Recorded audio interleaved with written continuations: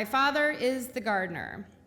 He cuts off every branch in me that bears no fruit, while every branch that does bear fruit he prunes so that it will be even more fruitful. You are already clean because of the word I have spoken to you. Remain in me as I also remain in you. No branch can bear fruit by itself. It must remain in the vine. Neither can you bear fruit unless you remain in me. I am the vine, you are the branches. If you remain in me and I in you, you will bear much fruit. Apart from me, you can do nothing. May God bless the reading of his word.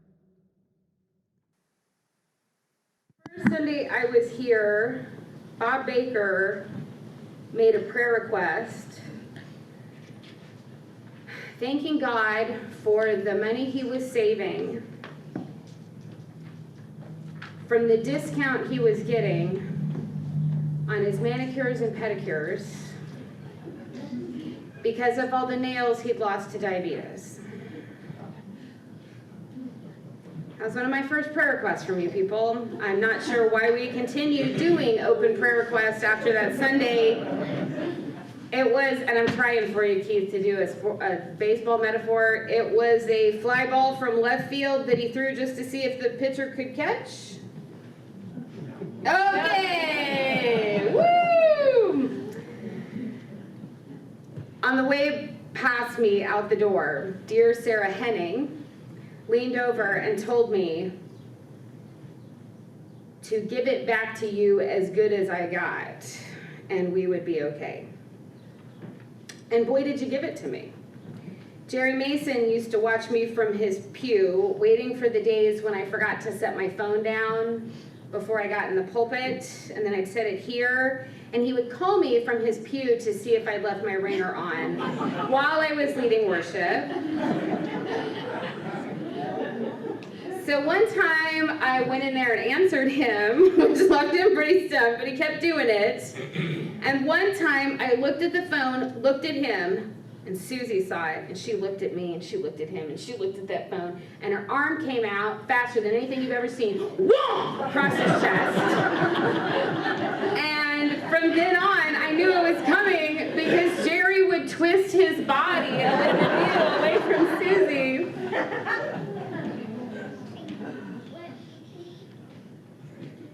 I've been here a couple of years before I decided to introduce you to the beautiful music of salsa and explain a concept from the Bible that is more easily understood in Spanish than in English. So we handed out bags of Doritos with the bulletins with the hopes that you'd at least enjoy those chips with your salsa.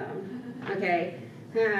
I second-guessed that idea. I wasn't really sure about it. And when it came time to take our seats in the pews after him, I watched Aubrey Owens oh so carefully position Gordon Wilson's bag so that when Gordon sat down, and then Gordon sat down, and the bag popped, and Gordon jumped to his feet squealing, and Aubrey's pew was shaking, and everyone started laughing. And, you know, I realized that I didn't need to be so nervous about my wild ideas anymore because I would never be the weirdest person in this room. But more than that, I learned that it was okay to be playful, that discipleship could be fun, and we could be funny while we walk this path together in the footsteps of Jesus. I took Wilma McGilvery and Beverly Bunting on a road trip to Columbus, Ohio, and Lord, I have never been the same. At a Nitwit meeting, I had to keep smiling while Christine Squibb called me out for being a prude.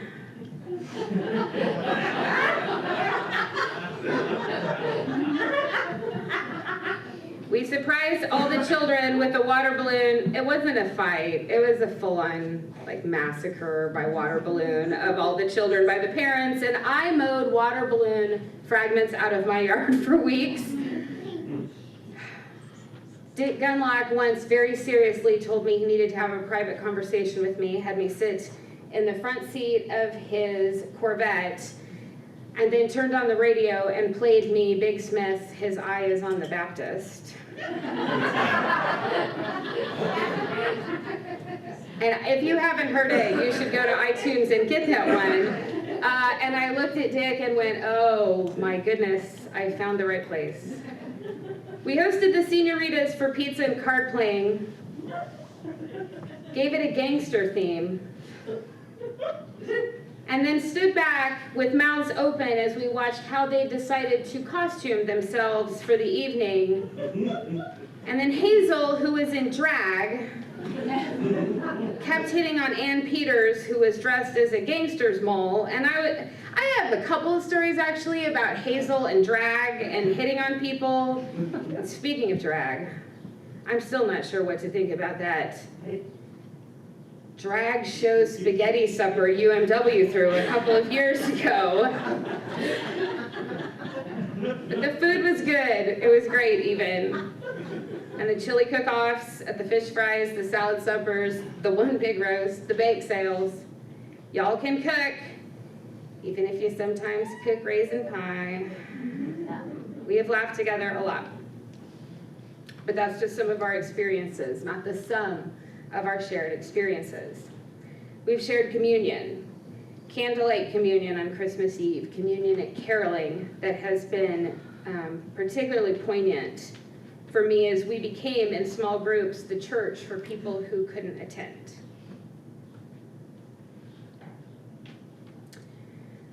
I think I've had 150 heart-to-heart phone conversations with Pam Floyd and with Ginger, and that's just in the last 15 months. As a church, we have cried and clung to each other at prayer shawl dedications when we've had these moments of reminding people who are not well, or who love people who are not well, that we are not alone, that they are not alone. We raised cows for orphans in Uganda and ended up being the inspiration for what rural churches could do to help that ministry across the world. They actually promote our idea and have other churches doing that. We had VBSs when we all plugged in with each other's children and with other adults. We held one service, two services, tried midweek services, outdoor services. We tried joint services with the Baptists. We tried a lot of things. We tried, we succeeded, we failed, we tried other things. That's what you do when you're moving forward. We watched kids dress up as angels and lambs and wise men and the Virgin Mary and wipe tears from our eyes when they sang. We confronted our sin together at Ash Wednesday and Good Friday services. We contemplated discipleship together at Maundy Thursday services, although I never got over my dislike of having my feet touched, so Steve always played Jesus and let me wash his feet. We hunted eggs on Easter mornings. We said hello together to new life at births and baby showers and baptisms, and we said goodbye together to so many people we loved and know as our very own. Sometimes the same people we dedicated prayer shawls for. Sometimes the same people we had begged God to heal. There were deaths I did not think I would survive. Security threats when we stuck our necks out too far in other folks' opinion. The Greene County Sheriff's Office came to know my name because there for a while we were thrown together so often. One time I called the DS with a very tricky question I couldn't find an answer to, and he said, seriously, Kim, how does one country church pastor have so many difficult questions? And I said, you have met my people. No, it's because we were doing ministry, taking risks in people's lives, and we encourage each other to be our whole selves here. And whole selves are messy. People are messy. Ministry is messy. I had to do things as your pastor they never warned me about in seminary.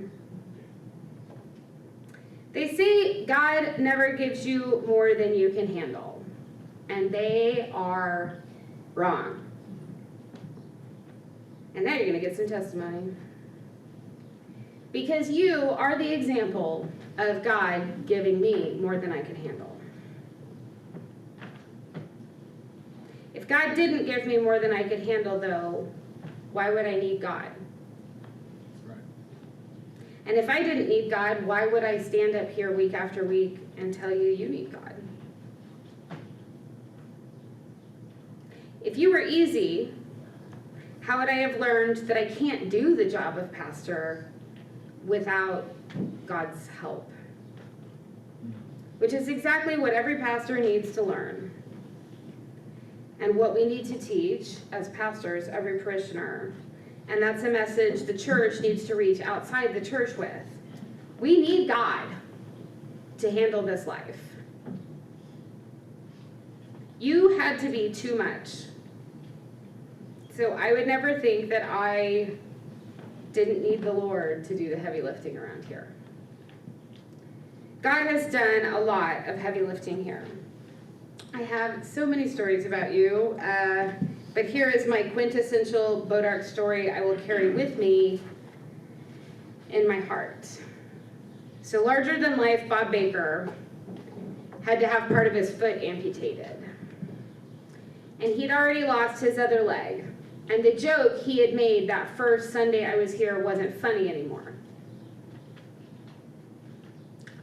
They're getting to wheel Bob into surgery. They're getting ready to wheel Bob into surgery. It's time for me to pray. And he reminds me that I'm not allowed to ask for anything for him when I pray. I can only thank God for what he already has and what God has given him. And so I'm navigating this prayer for Bob, and I'm worried about this surgery. And I really want to ask God to take extra care of Bob, and I'm trying to think of a way to do that without setting off Bob's alarm. And I fumbled and said something about God setting Bob back on his feet again. And Bob started to laugh, like really, really hard. And that's the kind of mistake I make in spontaneous prayer when I'm trying to obey other people's rules. And Bob busted up laughing, gave me far too much credit for thinking that up. He was like, "Oh, you've gotten so clever under our tutelage." And I was like, "Bob, no, I just stuck my foot in my, oh, no, you know." It was bad. Bob loved those jokes. Bob came through that surgery. I got called back to the hospital that night because there was a problem. Bob wanted to go home. He hated being in the hospital. And on the pain medicine they'd given him and the disorientation from the surgery, Bob would not accept that if he got out of bed, he would not be able to stand. He was sure he could get out and go home, and that we just weren't helping him, right? He would have fallen and it would have been horrible. So I get to the room and there's Bob arguing about going home, his family around him being patient and talking sense to him. Jerry Mason's there, kind of back in the corner. He was upset. Bob was upset. The family was upset. I got upset real quickly because arguing with Bob didn't work. Cajoling him didn't work. Teasing him didn't work. Nothing we tried was working. So I just stood there and prayed because you were, once again, too much for me to handle. And I had been called there to help handle it, and I couldn't. But I knew God could, so I prayed. And I'm standing there praying, God, please don't put him back on his 2 feet. Keep him in bed. Help calm him down. Help calm us down. Help us know what to do. And in walk Aubrey and Irma Owens, which was an immediate answer to prayer. Aubrey quickly figures out what is really going on in this room, and he just shoves Bob over and sits on the bed in such a way that Bob is trapped and he cannot get out. And he just crowded him. And all Bob could do to catch his balance was lean on Ob. And so he leaned. And Ob reached up and rubbed his back. And Bob relaxed. And the blood pressure in that room, the collective blood pressure just plummeted. I turned to look at Jerry, who was the one who had called me in. And we just had tears running down our face. It was this moment of real connection, emotion, friendship, faith, prayer, family, healing. It was a story of Bodark, and it's a story of Jesus showing up when we needed him. You have taught me stories of Jesus as I have taught you stories of Jesus I told you stories as we showed each other stories of Jesus. And your stories stay here with you. I may tell stories about me that you show up in anonymously from time to time. You can check, it's all online now. But I won't be preaching about you in Marshfield. I'll be preaching about Marshfield in Marshfield. And you will keep on being you. This is your branch of the church with a capital C. This is your branch where you bear fruit. This is where you stay rooted in the true vine, our Lord Jesus Christ. I get transplanted. Y'all stay. And stay stuck to God. Because without him, everyone is too much. We get more than we can handle alone. Good thing we can stick to that true vine and have the help we need to bear fruit and flourish. So let me tell you, you will be too much for your next pastor. And she will need God. And God will show up for her and for you, in her and in you, through her and through you. You will tell and show each other stories of Jesus, risen and walking among us. And it will be a beautiful thing for me to watch from Marshfield. Amen.